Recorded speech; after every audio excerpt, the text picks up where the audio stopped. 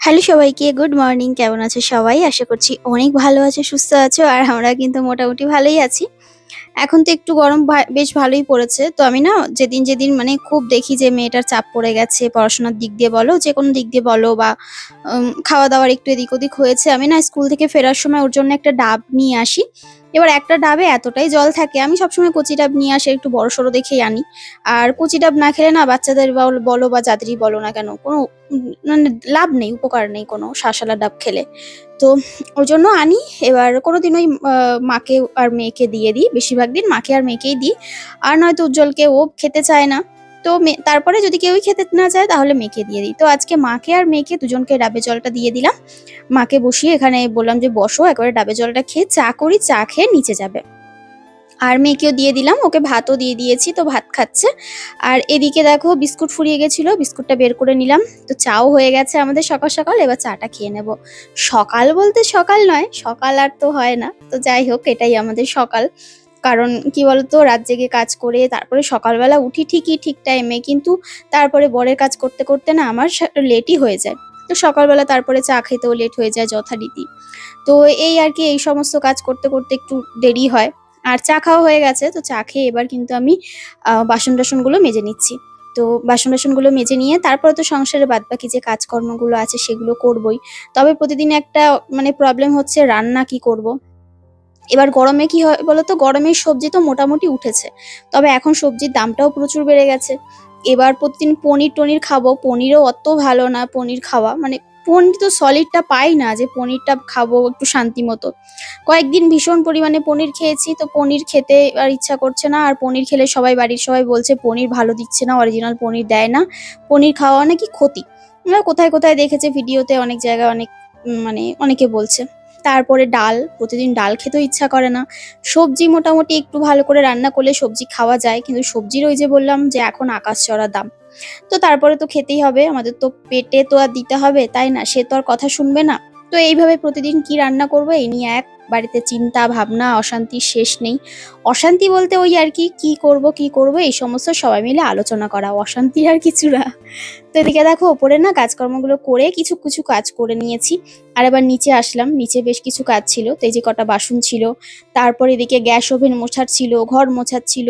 তো সমস্ত কিছু করে দিয়ে তারপরে ওপরে যাব। মায়ের শরীরটা একটু খারাপ বলছে, তো মা বললো আমি রান্নাটা করে নিই। আর তো আমি বললাম, মা যেহেতু রান্নাটা করে নিয়েছে এদিকের কাজগুলো করে নিই। তো মা ঝাড়-টাড় কিছুই দিতে পারেনি। অন্যদিন ঝাড়টা দিয়ে রাখে, আমি এসে তারপরে ঘরদোরগুলো মুছে দিয়ে যাই। তো আজকে মায়ের কোমরে যন্ত্রণা করছে। তো যে কারণে আমি কিন্তু এদিকে সমস্ত কাজকর্ম করে ঘরদোরগুলো গুছিয়ে দিয়ে যাব। ঘরদোর পরিপাটি থাকলে তারপরে আর কোনো ব্যাপার নেই। মা রান্নাটা করে নিয়ে স্নানটা করে খেয়ে নেবে। আর আমিও তারপরে স্নান করে সবাই মিলে একসাথে খাওয়া-দাওয়া করব। বিছানার চাদরটা চেঞ্জ করে দিলাম, কারণ আজকে ভেবেইছিলাম চাদর চেঞ্জ করব। তো প্রত্যেকটা ঘরের চাদর চেঞ্জ করে তারপরে একসাথে কাচতে দেব। তো ওইজন্য আর কি মায়ের ঘরের আর বিশেষ করে মায়ের ঘরে মানে নিচের তলা দুটো ঘরের। তো দেখা যাক কতদূর পারি। তবে ২ টো চাদর পেলেও আমি ৩ টে চাদর পাইনি। তো ওইজন্য ২ টো বিছানার চাদর আমি চেঞ্জ করতে পেরেছি। আর মেঝেতে যে বিছানাটা পাতা থাকে ওই বিছানাটার চাদরটা আমি চেঞ্জ করতে পারিনি। তো ওটা মোটামুটি মানে ওটা নোংরা হয়নি যদিও। তো ওইজন্য ভাবলাম ঠিক আছে চলো, চাদর আর পাইনি যখন তখন আর দরকার নেই। আর এই দেখো, এই স্টিকটা না পুরনো হয়ে গেছে। যখনই এই নিচের স্টিকটা নতুন একটা এনে দিয়েছি, তো মা বলল যে ওটা আর ইউজ করব না, এটা যতদিন চলে চালাই, তারপরে না হয় নতুনটা বের করব। এবার এটা না মুছতে মুছতে কয়েকটা স্ক্রু টাইপের আছে, ওটা বেরিয়ে যায়। তো ওটাকে আবার ঢুকিয়ে টাইট দিতে হয়। মানে এটা মুছতে গেলে মোটামুটি ৫-১০ বার তো হবেই। মাঝে মাঝে খুলে তো কোথায় ছিটে যায় খুঁজেই পাই না। আবার খুঁজে খুঁজে নিয়ে এসে তারপরে আবার তোমার ওটাকে টাইট করতে হয়। তো এই ঘরের বিছানাটা ওই ঘরের বিছানাটা কিন্তু চেঞ্জ করে নিয়েছি। সুন্দর করে মুছে-টুছে একদম পরিপাটি করে নিয়েছি। আর এবার এই ঘরে এসে এই ঘরের একটা বিছানার চাদর পেলাম খুঁজে। তো সেটাই এই ঘরে পেতে দিলাম। কিন্তু নিচের জন্য আর চাদর আমি পাইনি। তো নিচেরটা আমি আর চেঞ্জ করতে পারলাম না। শুধু ঝেড়ে পুছে দিলাম। তো এই তো বালিশ, লেপ, কাঁথা যা যা পেয়েছি সেগুলো গুছিয়ে নিয়েছি। আর মা কিন্তু মায়ের লেপ তুলে ফেলেছে। কারণ মা বলছিল যে লেপ তুলে ফেলেছি, এখন তো গরম পড়ে গেছে আর লেপটা না এত ভারী, কোথায় রাখবো এত বড়, ওই জন্য আলমারিতে কোনো রকম ভাবে ঢুকিয়েছে। উজ্জ্বল আবার বলছিল আলমারিতে তুমি জায়গা পেয়েছো? বলছি কি হ্যাঁ, ওই আর কি কোনো রকম ভাবে ঢুকিয়ে তারপরে জায়গা করলাম। যখনই না আমি আমি না ইউটিউবের ভিডিও বা যেকোনো ভিডিও খুব কম দেখি, কারণ জানো আমি এত ব্যস্ততার মধ্যে থাকি। আর চেষ্টা করি যতক্ষণ এক্সট্রা সময় থাকে আমি সেই সেই টাইমটাকে কোনো ভালো কাজে লাগানো, কোনো নেগেটিভ জিনিস দেখলে না আমার ভীষণ মানে কেমন একটা লাগে, মনে হয় যেন আমি কোন জগতে ঢুকে গেলাম, আমি যেন নিজেকে সেখান থেকে আর বেরিয়ে করতে পারবো না। এত নেগেটিভ লাগে, এত নেগেটিভ লাগে, এত কষ্ট হয়। তো ওই জন্য একটা টাইমে খুব কষ্ট পেতাম, খুব মানে কাঁদতাম, অনেক আঘাত সহ্য করেছি অনেক মানুষের, যাদের কোনো ক্ষতি করিনি, যাদের চিনিও না। তো সেই সব মানুষেরও প্রচুর বাজে কথা শুনেছি, শুধুমাত্র ইউটিউবে আছি বলে আর আমাদের নাম ভাঙিয়ে কিছু ইনকাম করবে বলে, যে কারণে আমাদের একদম পিষে মারার চেষ্টা করা হয়েছিল। তো যাই হোক, সেই জায়গা থেকে সেটা না হয় আমি বাদ দিলাম, সেই টপিক পুরো টোটালি আলাদা। কিন্তু আমি একটা জিনিস, এটা বলা উচিত কিনা আমি জানি না, তারপরে আমার মনে হলো যে না, কিছু তো একটু বলি, কারণ আমার ভীষণ ইচ্ছা করছে এই টপিক নিয়ে কিছু বলতে। আচ্ছা, আমাদের বা তোমাদের একটা প্রিয় মানুষ যখন চলে যায়, সেই মানুষটাকে মানে ঠিক সেই দিনই মানে কিভাবে ক্যামেরা হাতে নেয় একটা মানুষ, নিয়ে ভিডিও করা যায় আমার সত্যি জানা নেই। হ্যাঁ, তবে অবশ্য যার যার ইউটিউব, ফেসবুক একটা ওপেন প্ল্যাটফর্ম, যার যেভাবে মনে হয় নেগেটিভিটি না ছড়ালেই হলো, সে সেইভাবে তার মতো কন্টেন্ট ক্রিয়েট করে। যেমন আমি কোনোদিনও কোনো নেগেটিভিটি ছড়াইনি, আমি আমার নর্মাল ডেলি ভ্লগ শেয়ার করেছি, তার মধ্যেও এত নেগেটিভিটি মানুষ ধরে বের করেছে। কিন্তু আমার সত্যি এটা একটা প্রশ্ন, যে মানুষের বাড়িতে একটা যদি পোষ্য যদি মারা যায়, আমি কথার কথা বলছি, সেক্ষেত্রেও মানে যাকে আমি ভালোবেসেছি, পোষ্য সন্তানের এই দেখো আমার একটা পোষ্য এসে গেছে, দেখেছো? আমাকে যেই দেখেছে বাইরে এসেছি লেজ নাড়াচ্ছে, আমি কিন্তু এখন গিয়ে ওকে বিস্কুট দেবো তবে ও যাবে, এতক্ষণ ও ওখানে বসেই থাকবে। তো ওখানে বসেই ছিল, ওপর থেকে এনে বিস্কুট দিয়েছি, তবে খেয়েছে, তবে ও গেছে, আবার দুপুরবেলা আসবে। তো সেটাই, মানে মানুষের বাড়িতে যদি কোনো পশুও যদি মারা যায়, তখন তার জন্য খাওয়া ঘুম উড়ে যায়, চলে যায়, কারণ তাকে হাতে পিঠে করে সন্তানের মতো করে মানুষ করেছি। আর রইল নিজের ফ্যামিলি মেম্বার, মানে তাদের মধ্যে কেউ যদি চলে যায়, তখন সেই সময় কষ্টের শেষ থাকে না একটা মানুষের, হাত পা কাঁপে থরথর করে, তার মাথা ঠিক থাকে না। কিন্তু সেই মুহূর্তে না কিভাবে বুদ্ধি করে ক্যামেরা অন করা যায় আমার সত্যিই জানা নেই। আমি আজ পর্যন্ত কখনো মানে এগুলো হয়ে ওঠেনি, আমার দ্বারা কখনো হয়ে ওঠেনি। আমি জানি না এটা শুধু আমিই করি কিনা, বা আমি এরকম কিনা। কি বলতো, আমার আমার মধ্যে না প্রচন্ড পরিমাণে মায়া, আমি যে কোনো মানুষকে প্রচন্ড ভালোবাসতে পারি। আর রইল আমার ফ্যামিলির মানুষগুলো, আমার স্বামী, সন্তান, শাশুড়ি মা, আমার পরিবারের প্রত্যেকটা মানুষ, তাদের প্রচন্ড ভালোবাসি। তো সেই জায়গা থেকে আমি জানি না কি করে মানুষ একটা মৃতদেহ দেখিয়ে সোশ্যাল মিডিয়ায় ভিডিও করে। আমার সত্যি এটা মানে আমার একদমই পছন্দ না। এটা আমার ভীষণ মানে পার্সোনাল চয়েস। তো যেটাই, আমি এই পার্সোনাল কথাটা তোমাদের সাথে শেয়ার করলাম। তো যে কারণে কিন্তু আমার শ্বশুরমশাই যখন মারা গেছিলেন, তখন না ভিডিও, না কোনো কিছুই করিনি। কারণ কি করে করব? একটা যাকে এত ভালোবাসি, যে মানুষটাকে, সে যখন ছেড়ে চলে গেল, তাকে দেখিয়ে বলো বা তাকে না দেখিয়ে বলো, বা তার কাজ দেখানো, আমার মনে হয়নি যে কোনো কিছুই আমি তখন দেখাই। কারণ এইটুকুনি মানুষের মধ্যে ম্যাচুরিটি তো তখন আসে, যে না, আমি তাকে দেখিয়ে পয়সা ইনকাম করব না। কি হবে? পয়সা তো আসবেই, কিন্তু সেই মানুষটা যে চলে গেছে, সে কি আর ফিরে আসবে? তো যে কটা দিন অন্তত তার স্মৃতি আগলে থাকা যায়, বা তার কাজ অবধি অন্তত ক্যামেরাটা অন না করাই আমার মনে হয় ভালো। তো যাই হোক, প্রথমেই বললাম যেটা আমার পার্সোনাল চয়েস, তো সেই চয়েস থেকেই আমি সেটাই করেছিলাম, আমার তখন যেটা ভালো লেগেছিল।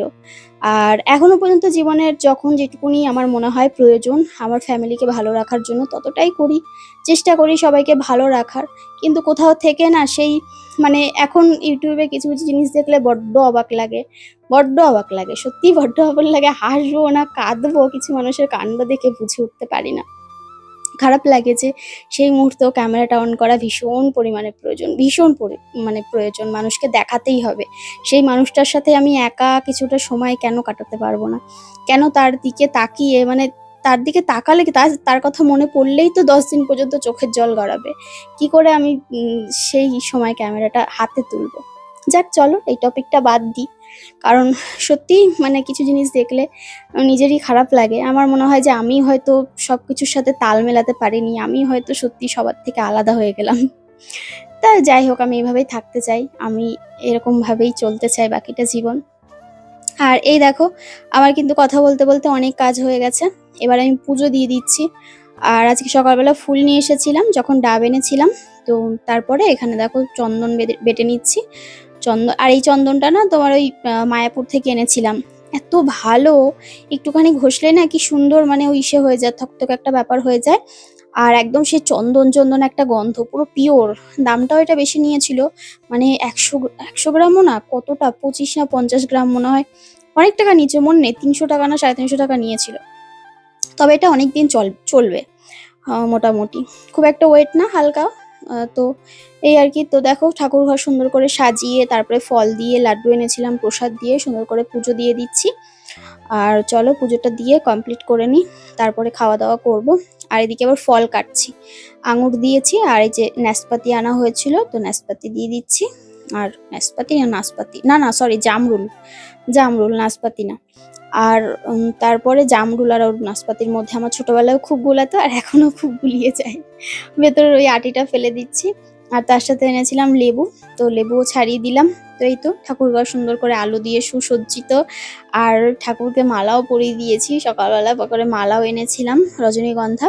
আর রজনীগন্ধার মালা আনলে না দেখবে, আর তারপরে ধূপকাঠি, ফুলের গন্ধ, সমস্ত কিছু, চন্দনের গন্ধ মিলেমিশে এত পজিটিভিটি, মানে এত পজিটিভ একটা ভাইবস আসে যে আমাদেরকে বলে শেষ করতে পারবো না। মানে যারা মন দিয়ে পুজো করে, বা মন দিয়ে না, মানে যাই হোক, ঠাকুরের পুজো তো সবাই মন দিয়েই করে। তো পুজো করার পর একটা সুন্দর ঘরে একটা সুন্দর গন্ধ বেরোয়। আর মাঝে মধ্যে আমি সপ্তাহে ১ দিন ২ দিন কর্পূর জ্বালাই, তো তখন আরো ভালো লাগে দেখতে। তো এই দেখো দেশলাই খুঁজে পাচ্ছি না, আবার সেই গেলাম দেশলাই আনতে, কোথায় রাখি নিজেরই মনে থাকে না। তো তারপরে বাইরের পাখা বন্ধ করতে গেছিলাম, আর দেশলাইও খুঁজে পাচ্ছিলাম না। তো এই তো সুন্দর করে পুজোটা দেওয়া হয়ে গেল। পুজো দিয়ে তারপরে আমি কিন্তু এদিকে মাথা ফাতা সব আঁচড়েও নিয়েছি। তারপরে মেয়েকে খেতে দেবো সবার আগে, তারপরে আমরাও খেয়ে নেবো। তো চলো ব্লগটা দেখতে থাকো। আর ব্লগের মধ্যে না এখন মানে খুব বেশি মিউজিক আমি দিই না, কারণ বেশিটাই কথা বলি, বেশি কথা না বললে না আমার কি হয় বলো তো, ওই যখন ওই ভিডিওটা আমি কেটে অন্য প্ল্যাটফর্মে মানে দিই, তখন আমার কপিরাইট চলে আসে। ইউটিউবে আমি দিতেই পারি, কপিরাইট আসবে না, কিন্তু অন্যান্য প্ল্যাটফর্মে যখন দিই তখন কপিরাইট চলে আসে। তো ওই জন্য বেশিরভাগটাই আর কি চেষ্টা করি যতটা তোমাদের সাথে কথা বলে আমার মনের কথা শেয়ার করার, কারণ এমনিতে এখন ব্লগ অনেকটা ছোট হয়, খুব জোর ১০ মিনিট, ৮ মিনিট, ৯ মিনিট, খুব যদি বড় হয় তাহলে ১২ থেকে ১৪ মিনিট, তার বেশি বড় ভ্লগার হয় না। আর এই তো ঠাকুরঘরটা দেখো, তোমাদের একটু দেখিয়ে দিলাম, ঠাকুরের মুখটাও দেখিয়ে দিলাম। গপুকে কিন্তু স্নান করিয়ে দিয়েছি, আর মহাদেবকেও জল, মানে সবাইকে স্নান করিয়েছি, স্নান করিয়ে মুছে টুচে দিয়েছি। আর তারপরে খাওয়া দাওয়া করে রাত্রেবেলা সবাই ভাত খেয়েছে, কিন্তু আমার আজকে আর ভাত খেতে ইচ্ছা করছিল না। তো এইখানে দেখো আমি এখানে করেছিলাম একটু ওটসের চিলা টাইপের। এখন প্রায় বাজে রাত ১০টা, সাড়ে ১০টা। তো আমি বলেছিলাম এডিট করতে করতে বরকে শুয়ে টুয়ে দিয়ে যদি আমার খিদে পায় তবেই আমি কিছু খাবো, নয়তো রাতে কিছু খাবো না। তো তারপরে দেখলাম যে না খেয়ে শুলে হবে না, কিছু খেতে হবে, কারণ না খেয়ে শুলে না সকালবেলা উঠে থাইরয়েডের ওষুধ খেলেই মাথা ঘোরা শুরু হয়ে যায়। তো লো প্রেশার এমনি তো আমার, এটা তো একটা আছেই। তো এই যে ২টো চিলা করে নিলাম, একটু ধনেপাতা হলে বেশি ভালো হতো, চিলার মধ্যে ধনেপাতাটা দিয়ে খেতে আমার খুব ভালো লাগে। আর ওটসের পরোটা বা রুটি যাই বলো, এটা হালকা করে রুটি, একটুখানি সামান্য একটু বাটার দিয়েছিলাম, যাতে পেপার মানে একটু সুন্দর একটু ফ্লেভার আসে, গন্ধটা ভালো আসে। তো বাসন টাসন এখন আর ধোবো না, এইভাবে রেখে দেবো, বাকিটা সকালবেলা উঠে মাজবো। তো কালকে আবার মা বাড়ি থাকবে না, আমার কালকে আবার প্রচুর চাপ হয়ে যাবে। তো যাই হোক চলো, এখানে একটুখানি মিউনিস নিয়ে নিয়েছি, একটু কেচাপ নিয়ে নিয়েছি, এগুলো কিন্তু সব ভেজ, তো ভেজ দেখেই কেনা হয়েছিল। তো এই যে দেখো পেস্তাবু জেগে বসে রয়েছে, আর উজ্জ্বলকে শুয়ে দিয়েছি, ও ঘুমিয়ে পড়েছে। চলো আজকের মতো টাটা।